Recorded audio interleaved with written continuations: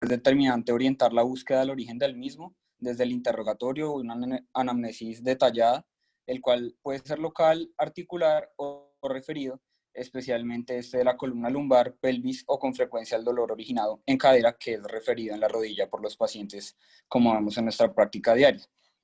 Y según la localización del dolor se describen una serie de patologías en las que se deben pensar, en las cuales no me detendré en este momento, ya que las vamos a desarrollar durante la presentación con diferentes pruebas semiológicas específicas.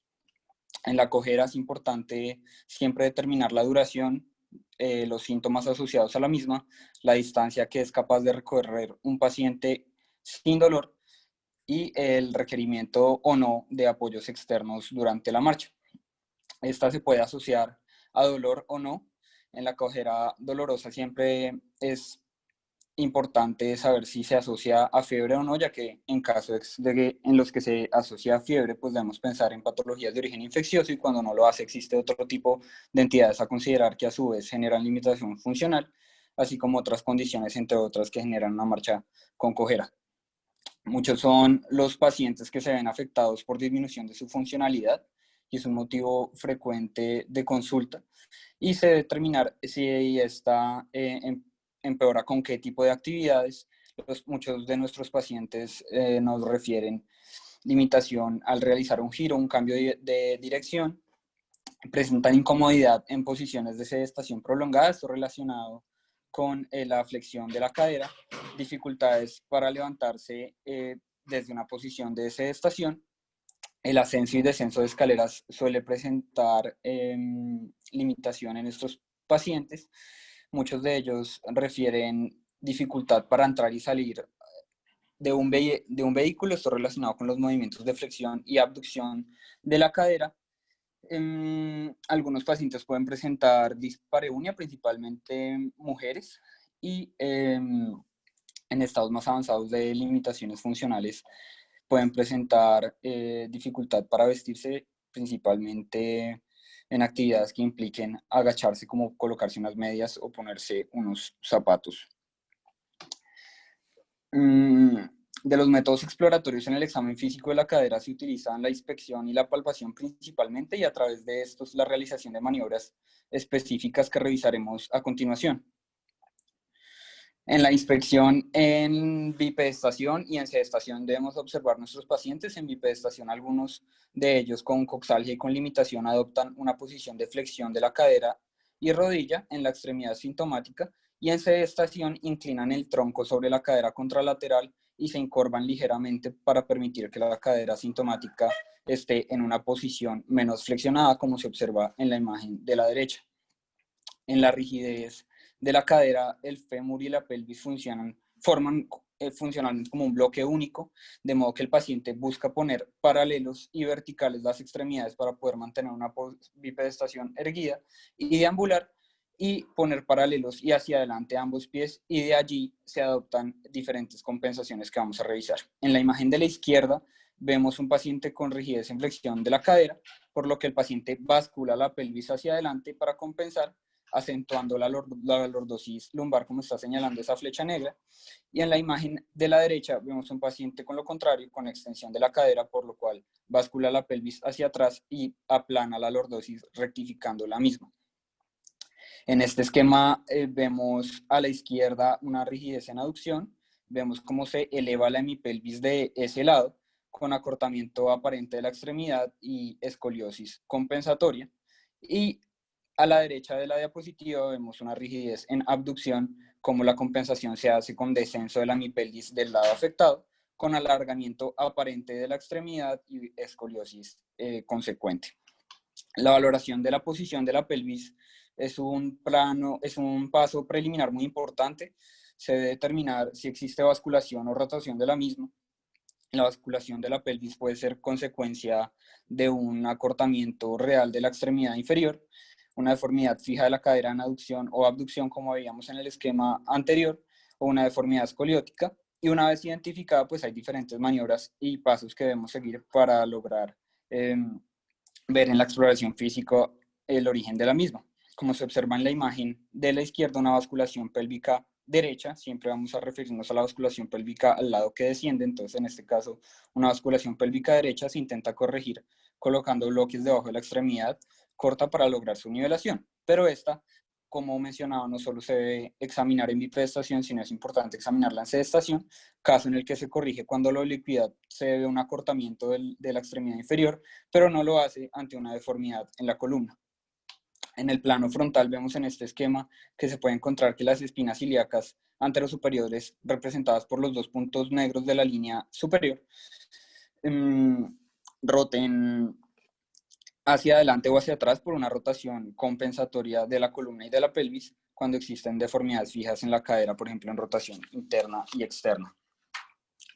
En cuanto a las deformidades en lesiones traumáticas, una de las que más observamos en la práctica clínica es la deformidad de rotación externa de acortamiento, por ejemplo, en las fracturas de fémur proximal, y se describe semiológicamente un signo que es el signo de Laurier, en el cual, por el desplazamiento anterior de los fragmentos fracturarios, se observa una tumefacción anterior en la base del triángulo femoral o el triángulo de Scarpa.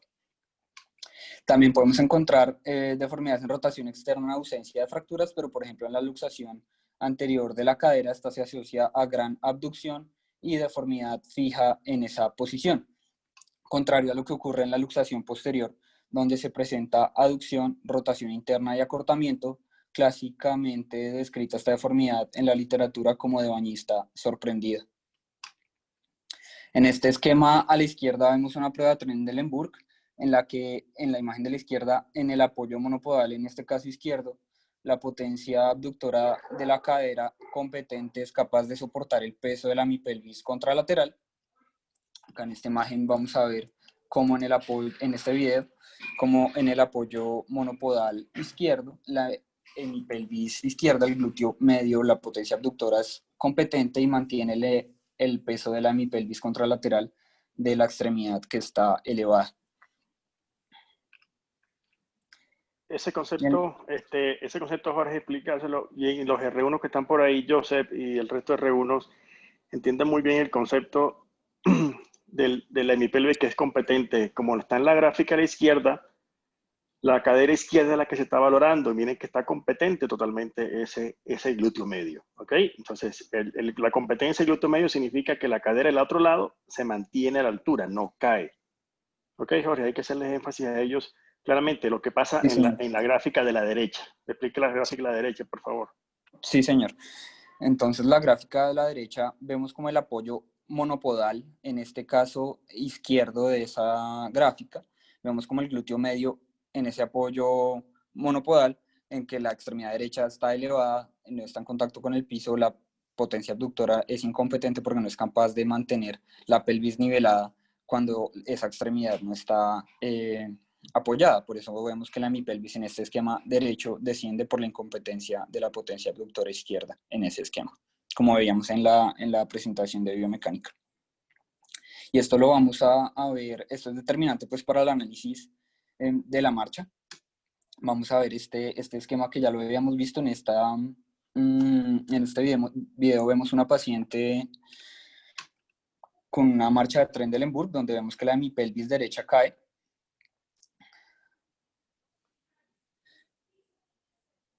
Por insuficiencia, en este caso, del glúteo medio izquierdo. Es decir, que la paciente está usando el bastón en la extremidad contraria a la que debería usarlo para que, pues, mecánicamente el apoyo izquierdo pudiera, pues, alargar el brazo de palanca, como vimos en la charla de biomecánica, y compensar esta insuficiencia del glúteo medio.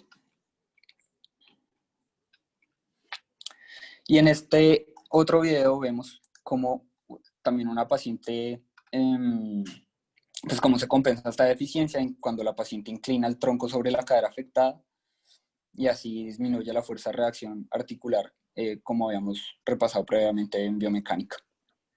Jorge, alguno de los R1 que me explique esta compensada, por favor. ¿Cuál es la extremidad que está siendo valorada y cuál es la deficiente, por favor?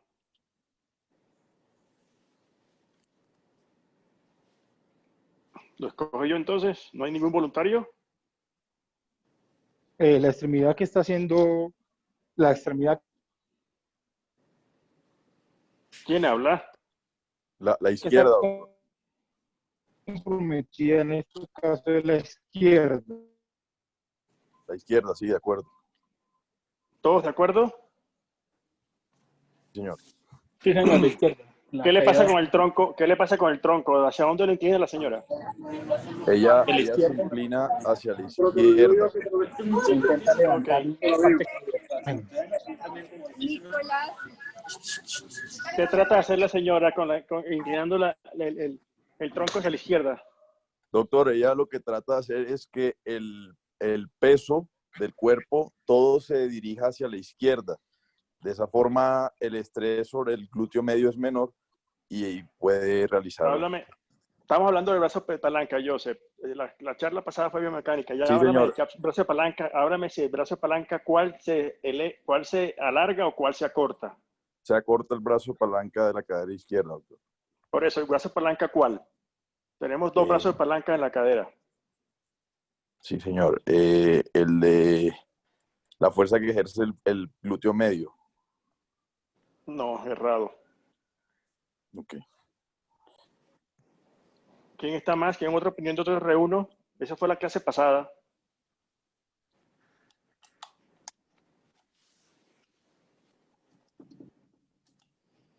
David Perea.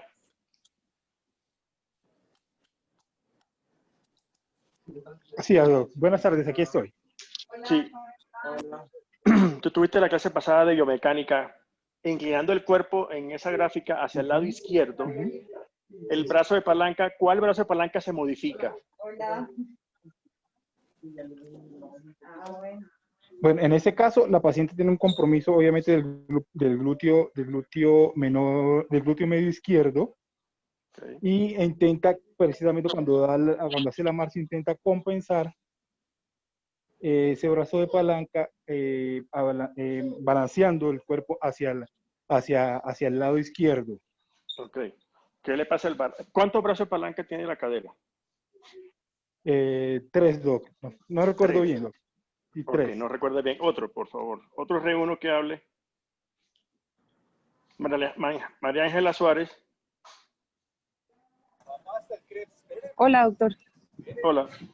¿Cuántos El brazos de brazo palanca tiene la cadera? tiene 2 brazos de palanca. ¿Cómo se llaman?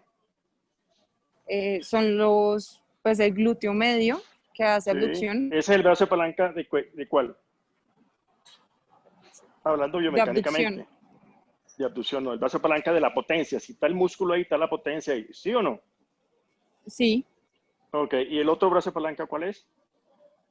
El que va del centro de giro de la cabeza hacia el centro de la pelvis, doctor. Ok. ¿Y cómo se llama ese brazo de palanca? No me la recuerdo. resistencia. Exactamente, el brazo de palanca de resistencia. ¿Qué le pasa cuando yo inclino el cuerpo hacia el lado afectado? ¿Qué le pasa al brazo de palanca de la resistencia? Se acorta. Disminuiría el momento de la resistencia. Exactamente, el brazo de palanca de la resistencia disminuye, haciendo que el brazo de palanca de la potencia trabaje más eficientemente. ¿Ok? Ese es el concepto general hablando de biomecánica. La clase de biomecánica fue hace 15 días, ¿ok? Ese concepto tiene que quedar, y ese día quedó claro. ¿Ok? Bueno, sigamos, Jorge. Listo, sí, señor. No sé cómo retirar ese cuadro que está saliendo naranja. Dele para adelante, que ahí no está Bueno, molestando. voy a seguir. Bueno, es importante con el paciente en posición supina, se debe medir la longitud de las extremidades. Puede medir de forma real o aparente desde el ombligo hasta el maleolo medial, y realmente desde la espina ilíaca anterosuperior hasta el maleolo medial. Acortamientos por debajo de 1.5 centímetros suelen ser tolerados por los pacientes. Es importante realizar la medición de la circunferencia del muslo proximal de forma comparativa, la valoración del trofismo muscular, el tono y, como veremos más adelante, de la fuerza y de las pruebas específicas que vamos a revisar.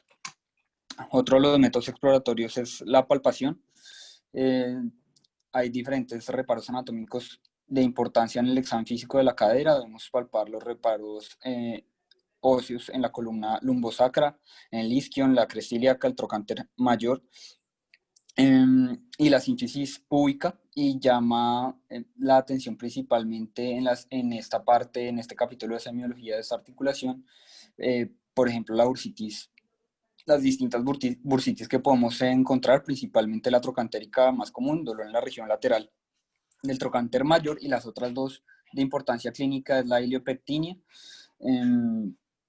que se examina y se encuentra en la clínica como una pequeña tumefacción bajo el ligamento inguinal, ocupando la parte superior, bueno, media del triángulo de Scarpa, y la bursitis isquioglútea entre la tuberosidad isquiática del glúteo mayor. Dolor, los pacientes la presentan como con dolor con la sedestación, principalmente. Como veíamos en presentaciones anteriores, la articulación de la cadera tiene movilidad poliaxial y se debe examinar secuencialmente los distintos arcos de movilidad. En la imagen de la izquierda vemos cómo se evalúa la abducción con un rango normal hasta los 45 grados y aducción entre 20 y 30 grados.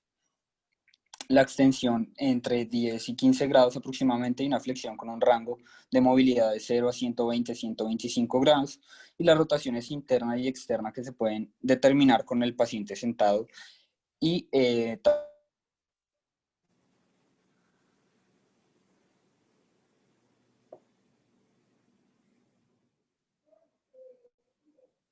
también en decúbito supino. Una que consiste en la movilización pasiva de la extremidad en rotación interna y externa, manteniéndola en extensión. En este video vemos cómo es la maniobra y se realiza con el paciente en decúbito supino. Y se describe una sensibilidad de la misma por encima del 96% para patologías netamente de origen articular. Otra de las pruebas es la prueba de Faber, que recibe su nombre por la mezcla de las maniobras que utilizamos para esta prueba, que es flexión, abducción y rotación externa. Se posiciona la extremidad a 45 grados de flexión de la cadera, rotación externa, y se lleva abducción de modo que el tobillo del tobillo de la extremidad que estamos examinando se apoya sobre la rodilla contralateral. Se pone una mano, como se observa en la foto de la derecha, fijando la pelvis contralateral contra la camilla, y con la otra mano y la pierna sometida a la prueba, pues debe permanecer apoyada sobre la rodilla la otra, como mencionaba. Esta prueba es útil para la valoración de la articulación sacroiliaca, y también se describe en la literatura que, como mencionaba, al realizar la prueba, la extremidad debe permanecer apoyada sobre la contralateral, contra la que nos está examinando, y en caso de no hacerlo, puede ser indicativo, por ejemplo, de patologías irritativas del psoas ilíaco. Jorge, Este es un video en el cual se ve... Hay que aclarar, Jorge, que esa Faber también se debe hacer contralateral y comparativa, ¿ok? Hay pacientes Sí, que señor. por la anteversión femoral pueden tener diferencias una que la otra, y sirve para eso también, ¿ok? Sí, señor. Gracias. Sí, realmente la mayoría de las pruebas siempre tenemos que hacerlas de forma comparativa y anotar cómo se describen diferentes rangos de movilidad, diferentes ampliaciones del arco de movimiento. Es muy importante que las pruebas que vamos a revisar durante la presentación se realicen de forma comparativa. Esta prueba también recibe el nombre de Patrick, y bajo ese nombre también se puede encontrar en la literatura. Otra prueba que usualmente se examina una tras la otra es la prueba. Jorge, Sí, señora. la prueba de Faber o de Patrick es positiva en patología de la cadera cuando el dolor no es posterior en la región glútea, sino en la región inguinal. Bueno, entonces Anterior. se puede usar para las dos cosas, tanto para patología de las sacroiliacas o para patología de la cadera, pero va a ser positiva para patología de la cadera cuando el dolor es anterior, es inguinal. Listo, doctora, gracias. Otra de las pruebas descritas es la prueba de Fadir, que también su nombre se relaciona con las maniobras que utilizamos para la realización de la misma, que es flexión, aducción y rotación interna. Y en este video vamos a ver cómo se realiza. Esta prueba también se encuentra en la literatura como test de pinzamiento, debido a que tiene una sensibilidad para pinzamiento femoroacetabular por encima del 92%. Otra de las pruebas es la prueba de Stinchfield, que es una flexión contra resistencia. Se flexiona la cadera del paciente en decúbito supino y se flexiona la cadera 45 grados con la rodilla en extensión y se le pide al paciente que haga pues elevación y flexión, perdón, contra resistencia. Se describe que esta prueba genera fuerza de reacción sobre la cabeza femoral hasta de 4 veces el peso corporal y es especialmente sensible en patología degenerativa articular. Y ya vamos a entrar en pruebas específicas para diferentes grupos musculares alrededor de la cadera. Uno de los más conocidos es la prueba de Thomas. Es una maniobra en la que se evalúa la contractura en flexión de la cadera. El paciente en una superficie firme, manteniendo la extremidad opuesta en flexión para neutralizar el factor de la lordosis lumbar que veíamos al inicio de la presentación. Con el paciente Flexión de la cadera, Jorge. Sí. Hay que explicar sí. qué articulación tiene que estar Sí, flejada. flexión. La flejada, obviamente, la cadera. Flexión de la cadera, sí, señor. Sí. Con el paciente en supino se le pide que flexione la cadera y la rodilla también del lado contrario al que se examina, y es positiva cuando se presenta flexión de la cadera contraria, como se observan las imágenes que están abajo, y este es un video de cómo se realiza la prueba. Explícalo un poquito más, Jorge, pasa la gráfica pasada, esa. O sea, ¿cuál cadera estás valorando ahí? Se está valorando la cadera, o sea, se está haciendo la prueba para la valoración de la cadera derecha. Derecha, o sea, que ¿cuántos grados de flexión tiene la deformidad de esa cadera? Como unos 15 grados, más o menos. Es pequeño, lo que se ve ahí muy pequeño ahí, pero sí es esa. Entonces hay que aclarar que uno al paciente le toma que se fleje la cadera contralateral, ya como la tiene la gráfica, ambas cadera y rodillas flejadas, y la deformidad es la magnitud por lo cual la cadera del lado examinado se fleja automáticamente por la retracción. ¿Okay? Sí, señor. Sí. Se moviliza la que está más flexionada, la que no se está examinando, precisamente con la flexión de la extremidad que no estamos examinando, tanto de cadera como rodilla, la que el paciente en este video está sujetando. Con esa maniobra se observa que van 2 grados de flexión hacia la cadera contraria, que es la que estamos sometiendo a la prueba. También se puede observar que un paciente tenga una actitud en flexión de la cadera. Pues, señor. ¿Qué significa cuando la prueba es positiva? ¿Qué le indica a uno?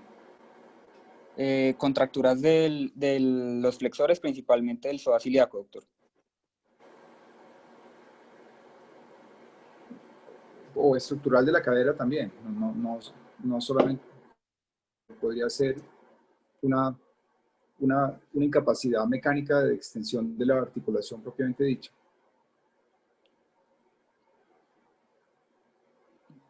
Entendido, doctor. Sí, señor. Sí o no. Limitación para la extensión propiamente, o sea, estructuralmente de la cadera.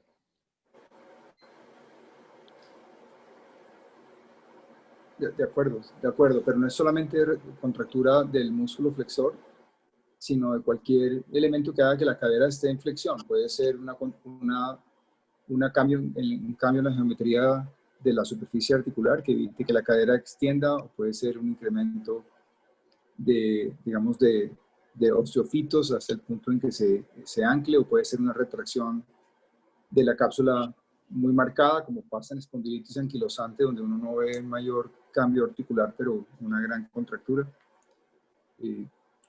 Correcto. Los pacientes que tienen más positividad en esta prueba tienen más sintomatología lumbar también, porque están caminando haciendo extensión de la hiperlordosis de la columna. Cuando dan el paso y la pierna está apoyada y va atrás, pues naturalmente producen hiperlordosis de la columna lumbar, entonces producen dolor facetario y todos los síntomas que de ahí se dependen. Entendido, doctor. Gracias. Otro de los, tal vez como mencionado también, se puede observar que hay pacientes que tienen una actitud de flexión de la cadera asociada a rotación externa. Por ejemplo, en pacientes con irritación del psoas, en un absceso del psoas. Este es un signo que se describe útil en estos pacientes, que de por sí el paciente ya tiene una deformidad de flexión y el signo consiste en darle más flexión a la cadera para relajar el espasmo del músculo irritado, y una vez vencido se logra una movilidad indolora de la articulación en el resto del arco de movimiento, en este caso de la flexión. Y particularmente en esta prueba la extensión es muy dolorosa, casi que imposible, y en caso de lograrse se hace a expensas de una lordosis lumbar compensatoria. Hay también pruebas para reproducir el resalto del psoas ilíaco, que es común en atletas jóvenes, usualmente referido por los pacientes como un clic al pasar de la flexión a la extensión, y puede ser reproducido en el examen físico, como vemos en la imagen, con el paciente en supino, llevándolo desde posición de flexión, abducción y rotación externa hacia la extensión y rotación interna. Hay ¿Cómo algunas además se llama pruebas ese resalto subciliaco? Perdón, doctor, no escuché. ¿Cómo además se llama ese resalto subciliaco? ¿Cómo se llama? Snapping. Cadera en resorte. Ok. Sí. ¿Vale? Sí, en inglés. Y en este caso, acordémonos que hay dos, hay una interna y otra externa. Este caso es el interno, ¿ok? Listo, sí, señor. Hay pruebas descritas hay diferentes pruebas descritas en la literatura para la valoración. Jorge, Sí, señor. cuando dice que resalta el psoas, ¿sobre qué resalta? ¿Sobre qué accidente en el hueso o sobre qué brinca? El tubérculo sobre el tubérculo ilíaco, doctor, sobre la rama ilíaca. Sobre el promontorio del pubis, correcto. Sí, señor. Como mencionaba, hay unas pruebas descritas para la valoración de contracturas del recto femoral. Encontré principalmente descritas en la literatura dos, la de Kendall y la de Eli. Empezaré mencionando la de Kendall, ya que es en supino, y para continuar la secuencia de examen del paciente en posición supina. Esta es una prueba para la valoración que, como comentaba, de contracturas del recto femoral. Se hace con el paciente con las piernas libres, colgantes, y se le pide que flexione la cadera y la rodilla contraria a la que se está examinando y la mantenga. Y es positiva cuando la rodilla contralateral, o sea, la que estamos examinando, tiene una flexión de la rodilla menor a 90 grados, como vamos a observar en este video. Entonces se le pide al paciente que fleje la rodilla y la cadera que no estamos examinando, la mantenga, y justo lastimosamente ese recuadro que no sé cómo retirarlo, les pido excusas, pero uno mira el grado de flexión de la rodilla que no está flejada, ¿sí? Contraria a la que uno le pide al paciente que mantenga. Y uno mide el grado de flexión de la rodilla y hablamos de que es positiva cuando pues tiene un grado de flexión de la rodilla menor a los 90 grados.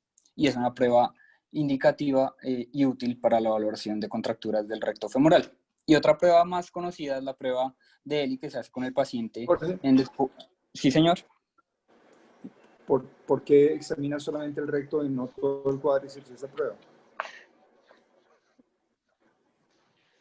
La anterior. Sería lógico que todo el cuádriceps estuviera siendo examinado.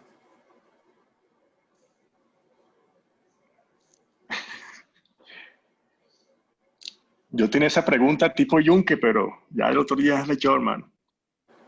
No, pero está livianita. O sea, si fuera trago sería por ahí, no sé, como un vinito blanco. Vamos, Jorge. Por la inserción proximal del recto femoral, doctor. ¿En contraste con qué? Con el origen de los demás bastos. Pero toca contestar de una manera en que usted se luzca, pues, tiene que tener como... Pues tiene razón, pero lo está diciendo de una manera en que los R1 que lo están escuchando, usted me está contestando a mí, pero los R1 Creo que no le están entendiendo. Ok, doctor. Entonces, el recto femoral es un músculo biarticular, Eso. realmente, porque Eso, tiene una inserción proximal más proximal a la cadera. O sea, es un flexor de la cadera y es un extensor de la rodilla. ¿Sí? Mientras que los demás componentes del cuádriceps, los demás bastos, tienen un origen más distal a la cadera. Realmente su acción muscular únicamente afecta la rodilla. Y es por eso que esta prueba es sensible para valoración del recto femoral y no del cuádriceps completamente. Correcto. Sí, esa respuesta es correcta.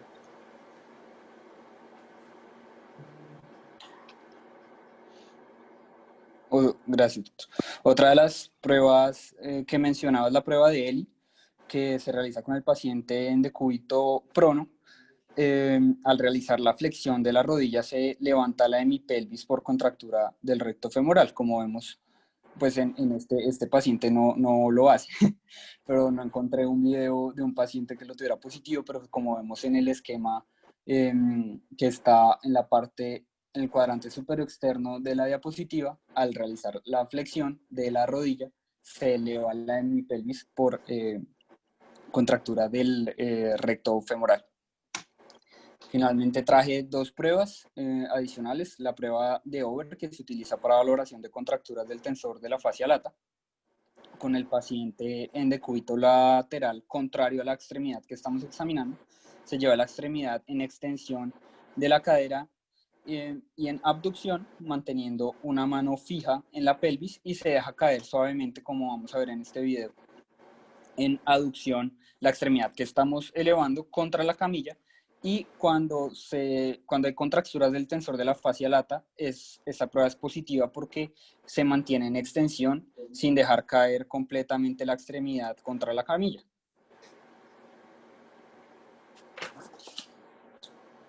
Y finalmente, una de las pruebas también que nos es útil en la semiología de la cadera es la prueba o el test del piramidal, que es con el paciente en decúbito lateral del lado contrario al que estamos examinando. La pierna de abajo está completamente extendida, tanto cadera como rodilla, y la de arriba con flexión de 60 grados de la cadera y 90 grados de la rodilla, con una mano fija en la pelvis y la otra se desciende la rodilla, como vamos a ver en el video, contra la camilla. Es positiva cuando el paciente presenta dolor en la región glútea, y es un test que nos es útil para la valoración del piramidal, perdón.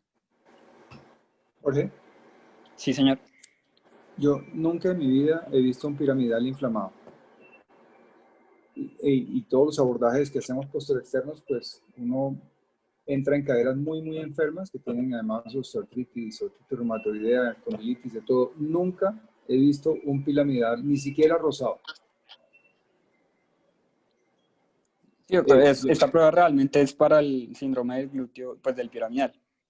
Sí, a eso me refiero, que entiendo que es para eso y me parece que es una prueba súper creativa, pero con un músculo tan corto me cuesta dificultad creer que uno realmente sea capaz de manipularlo.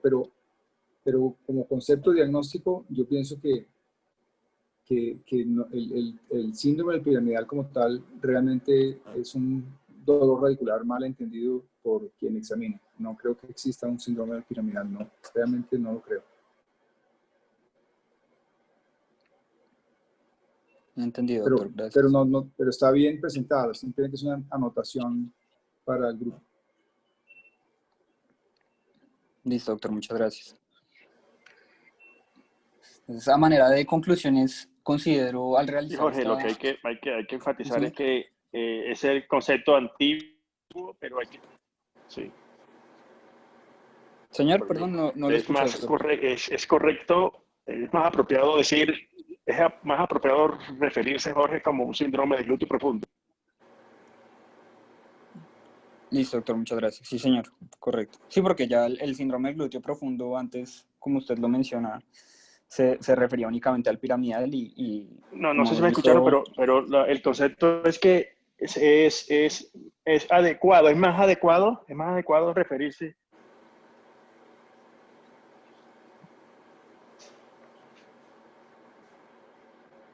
Hola, doctor. Creo que perdimos a Jorge, Gonzalo. Sí, tengo no problemas lo aquí con escucho bien. internet. Sí. Ok. Listo, dale, Jorge, dale.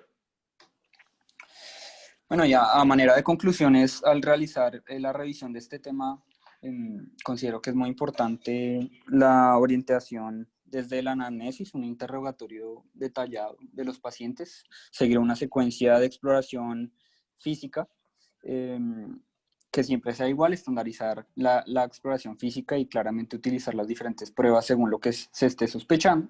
Y pienso que es útil y fundamental utilizar los principios de biomecánica con una adecuada correlación clínica en la exploración física de nuestros pacientes. Ok, Jorge, gracias. Como conclusión también final, le colocaré yo los R1 de todos ustedes que se están formando, es hacer un esquema y hacer algo. La valoración de la cadera tiene que ser sistemática. Entonces, ustedes buscan, según el grupo etario, qué es la enfermedad común, qué enfermedad es más frecuente, y se llevan un proceso sistemático de ir valorando las caderas para que todas las valoren igual y sepan cuáles son los principales puntos que hay que hacer en cada grupo etario. ¿Ok? Esa es como la enseñanza. Ver que hay muchas pruebas que hay unas que son más sensibles que otras. ¿Ok? Y cada uno, como lo parezca, como sea, crea que es más conveniente hacer su cuadro mental de cómo debe examinarse una cadera. ¿Ok? ¿Algún comentario más? ¿Alguna pregunta del resto de los residentes? ¿Alguna aclaración? No, señor, no hay preguntas en el chat tampoco. Okay. ¿Alguna aclaración, Cris? ¿Alguna aclaración, doctor Ginás? No, nada adicional. Okay. Vale. Ok. Vale, muchísimas gracias a todos. Hemos terminado por acá la charla hoy. Muy buena charla, Jorge. Doctor Ginás, muchas gracias por su asistencia y sus aportes. Y le deseamos a todos entonces un buen fin de semana a todos. Y cuídense mucho. Doctor, muchas gracias. Gracias Vale, a Jorge. todos. Vale. Muchas gracias. Vale. Doctor, Vale, que estén bien. Adiós, buen fin de semana. Chao, chao. Doctor.